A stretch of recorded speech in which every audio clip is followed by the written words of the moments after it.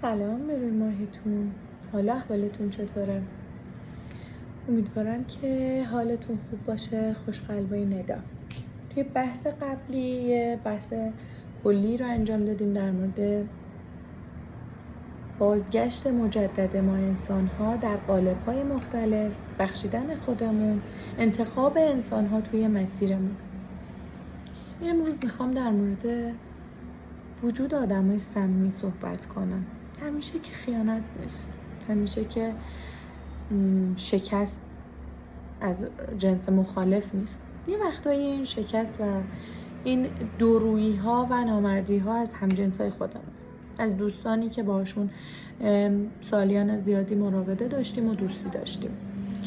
ببینید بعضی وقتا احساس میکنید که چطور شد این آدم در حق من این کار رو کرد؟ ما که خیلی وقت بود دوست بودیم، خیلی وقت بود همه اسرارمو بهش میگفتم، همه زندگی منو میدونست. خب قضیه دقیقا از همینجا شروع میشه، از خودتون. چطور تونستی همه حرفاتو بزنی و فکر نکنی که ممکن باشه این آدم درس زندگیت باشه؟ زمانی که همه زندگی تو برای که صحبت میکنی و میگی باید منتظر این باشی که ممکنه این آدم درس کائنات به تو بشه. چطوری؟ خب این آدم باید به توی درسایی رو بده و میده، حرفای تو رو جایی میزنه یا باعث به هم خوردن خیلی از مسائل و حتی زندگیت میشه. تقصیر خودت. هیچ کس مقصر نیست. اون آدم حتی اصلا تقصیر کار نیست. تقصیر خودته. چرا خودت؟ چون که باید این درس رو میگرفتی و توی زندگی قبلیت هم نتونستی این درس رو درست پاس کنی. اعتماد بیجا به آدم ها، به همجنس‌های خودت. یاد بگیر که هر آدمی ممکنه هر کاری در حقت انجام بده. اعتماد بیجا ممنوع. اون آدم اگر این کار در حقت کرده، درس کائناتت برای خودت بوده. اگر دورویی دیدی، اگر دو به هم زنی دیدی، اگر احساس کردی که این دوستت باعث شد رابطت جایی به هم بخوره، کارتو به هم بریزه، باید این کار رو انجام میداده. اگر این درس رو الان نگیری، ادامه دار باشه توی جسم بعدیت هم این درس رو باید بدی. که دیگه یادت نیستش که من توی زندگی قبلیم این اتفاق برام افتاده بود، ولی خب باید دوباره و دوباره و دوباره. پس یه جا بسه، نگرش دار دیگه، کافیه. به خودت بیا، متوجه باش که چه اتفاقی داره میفته. هر اتفاقی تو پیرامون ما میفته یه علتی داره. هیچ چیز توی این جهان هستی بی علت نیست. یعنی کوچکترین اتفاقها، صحبتها، همش علت داره. همشون به خاطر وجود توه. توی انرژی، توی قدرت مطلقی، خواسته های تو، انرژی های تو، همشون نقش دارن. دوست تو در حق تو یه کار بد انجام داد، خیانتی کرد، حرف تو جایی زد، دو به همزنی در حق تو کرد، علتش برمیگرده به خودت. درس تو بگیر. از این به بعد بدون با هر انسانی چقدر جلو بری. اصلا لزومی نداره مسائل خصوصی خودت رو بازگو کنی. اگر بازگو کردی منتظر باش که ضربه رو میبینی، چون انسان ها قابل پیش بینی نیستن. پس درست این باشه، اگر کسی در حق تو بدی کرد، تقصیر خودته، کارمای خودته. انسانی رو که هم سطح انرژی تو بوده انتخاب نکردی. دوستی رو که انتخاب کردی تو مسیر تو نبوده. شما اصلا با هم دیگه توی سطح و لول نبودید از لحاظ انرژی. ما انرژی، جهان هستی با انرژی ما میچرخه. اون انرژی که شما انتخاب کردی با شما توی سطح نبوده. نمیگم بالا بوده یا پایین بوده، هم سطح و لول شما نبوده.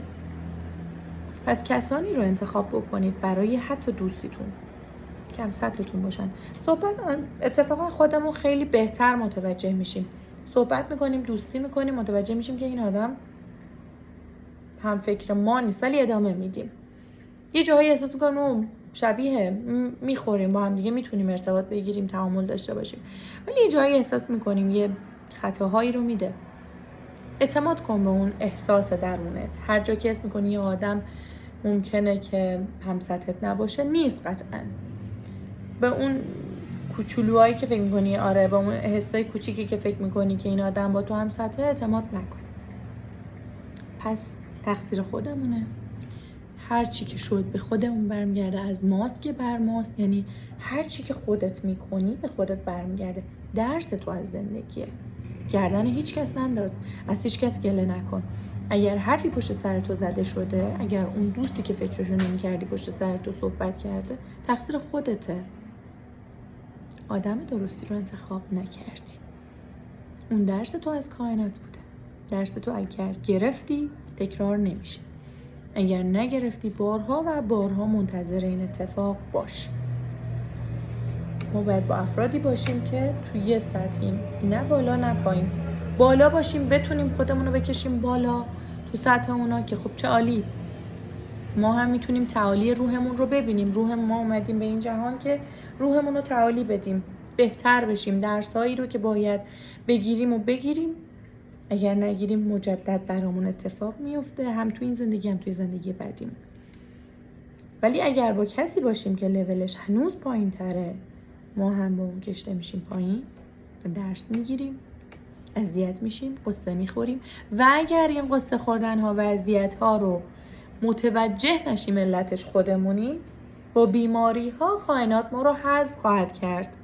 به خودت بیا. اگه الان مریضی، ناراحتی، بیماری سختی رو داری میگذرونی، اگه الان بیماری، به حرف من خوب گوش کن، اگر یه بیماری خاصی تو وجودت داره، مربوط میشه به خودت. ببین کجا درستو درست نگرفتی. ببین چه درسی رو باید میگرفتی هنوز متوجهش نشدی. تو درستو بگیری، بیماری خود به خود از بین میره.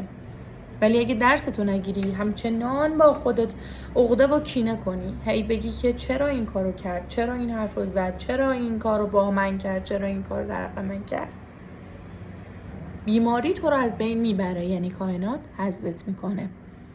به خودتون بیاید، درستاتون رو بگیرید، از آدم ها درس بگیرید. هر کس باهاتون در ارتباطه قراره درسی بهتون بده، یا خوب یا بد. بعضی وقتا ممکنه خودتون درس دیگران باشید. امیدوارم که درس های خوبی باشیم برای همدیگه. در پناه حق باشید. مواظب آدمای زندگیتون باشید.